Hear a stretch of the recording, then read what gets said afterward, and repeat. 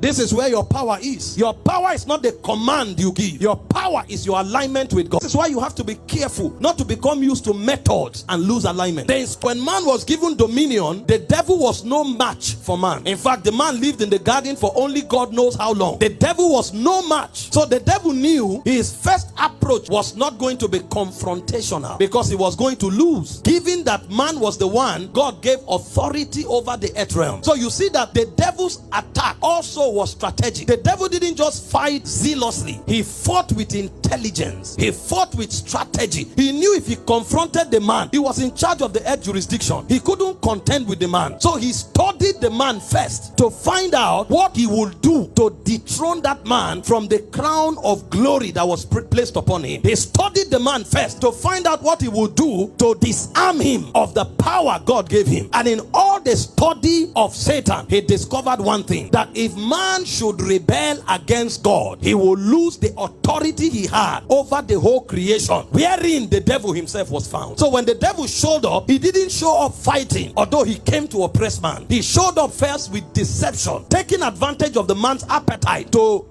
rid him of the power that he had. He knew that God had given man certain boundaries, and he also understood how God functioned, that when you disobey God, it is tantamount to rebellion. So the first thing was to find out what was the instruction God gave man that it would cause him to violate. And after studying all of the spirit realm, all of the operations within the earth realm at the time, he discovered there was an instruction, but the details of it he didn't know. So he had to consult with the man by showing him a lot of things, because he knew that anyone the man refuses, that's most likely the one God told him not to do. And when he showed up, he asked him to eat of a certain tree, the tree of the knowledge of good and evil. And the woman sprang up and said, no, God said we should not eat it.